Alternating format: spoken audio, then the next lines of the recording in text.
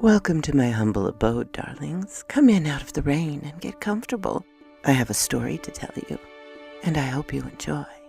If you do, be sure to like, comment, and subscribe.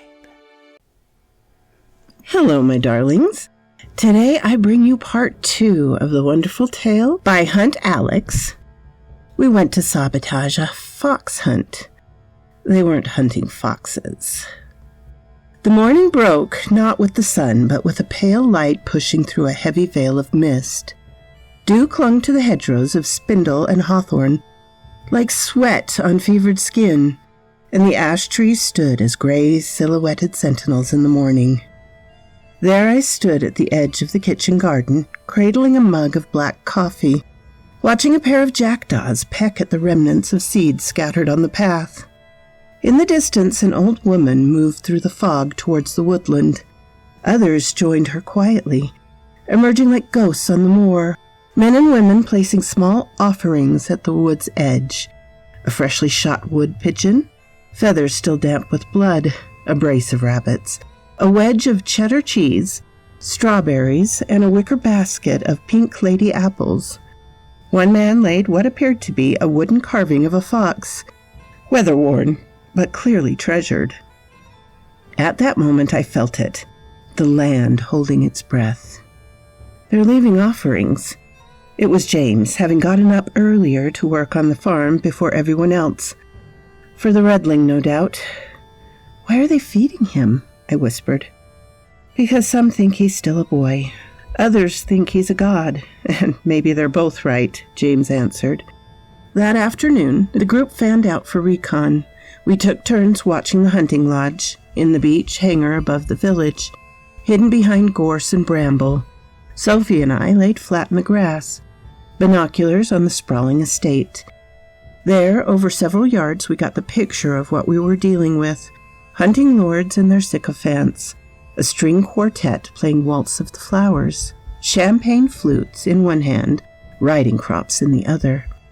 A bonfire crackled on in the center of the fete champêtre as servants wandered, offering hors d'oeuvres. The fact these people were enjoying themselves at this meet, anticipating the idea of a human child being torn to shreds for some twisted ritual, sickened me to the stomach.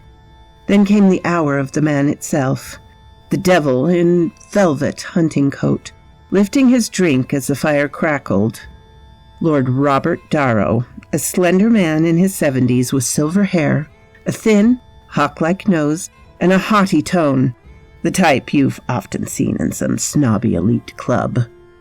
"To the old ways," he cried, "to dominion, to the weird that bends the wood and blood." The crowd cheered. Snippets of conversation followed, coded carefully. "He's ready now, been seen by standing stones. Another year, another offering. Same line, always the same methods." Back at the farmhouse, Sophie paced furiously. "This isn't hunting. This is a frickin' cult. They're really going to sacrifice a child for some folkloric bullcrap." Nick was busy tinkering with one of his radios while Tom was researching hacked documents. Me, I was watching out the window. I swore the redling was out there watching me in return. He knows we're talking about him.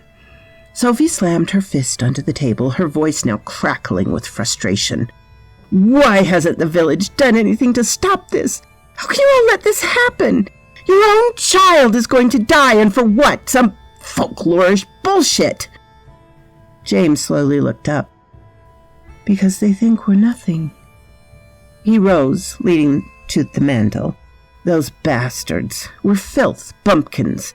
Can't tell a hedgerow from a hairbrush. That's what Darrow called us once, and we believed it. Or at last, we were scared enough to act like we did." Silence. "I know my son's out there," James said softly. Michael probably doesn't remember who he is. Doesn't know who his father is. Just waiting for this brute and those mangy mutts to tear him to pieces like Christmas wrapping paper. And one will do nothing about it." James takes a deep breath.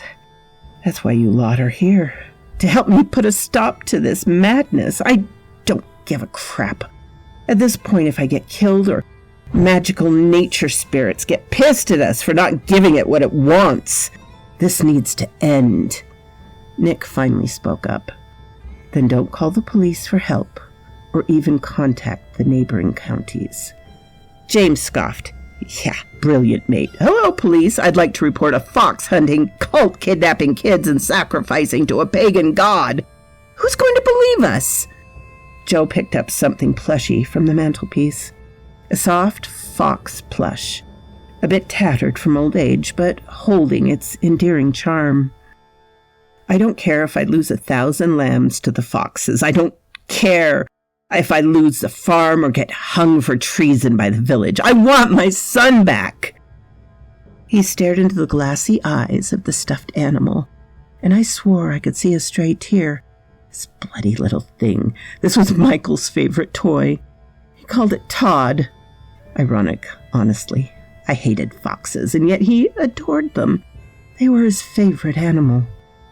The next day was full of small unease. Shrines found along the tree line, bones and woven bramble.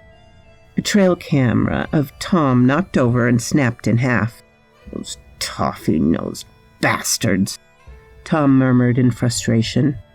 We discovered a hidden clearing behind a blackberry thicket, where villagers had formed a crude circle of dried flowers, candles, and charred wood in the center. Nick had a good idea what it meant.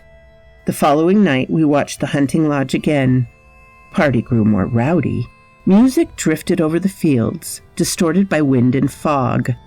I caught Lord Darrow in my view once again, standing by the fire, now with a grotesque pelt of a victim of his fox hunts draped over his shoulder. He spoke again to his followers. In 2 days will the child of beasts of prey run. The land will be reminded who holds the whip, and once again Mother Nature will kneel to her masters.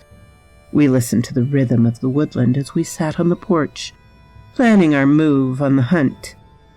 James joined with Todd cradled in his arms like a newborn baby.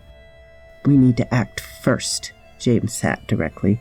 This isn't just Michael or bloody foxes anymore, but many children to come before us. The autumn fog thickened like porridge, curling around the farmhouse like smoke. I couldn't sleep that night. I came to this village to help put an end to fox hunting, only to get dragged into a conspiracy. Once I finally succumbed to fatigue, I dreamt. I dreamt of running through the eaves and underbrush with roots like bare-knotted fists.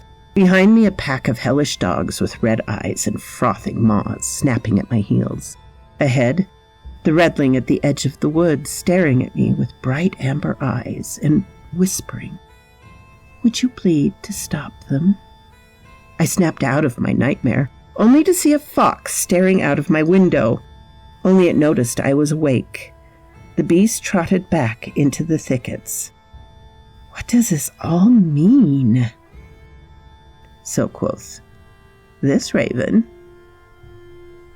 I hope you all had a lovely Halloween and Samhain, my darlings. Until next time.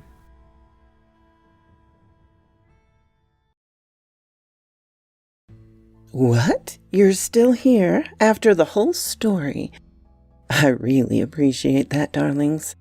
Please hit the like button and subscribe if you haven't.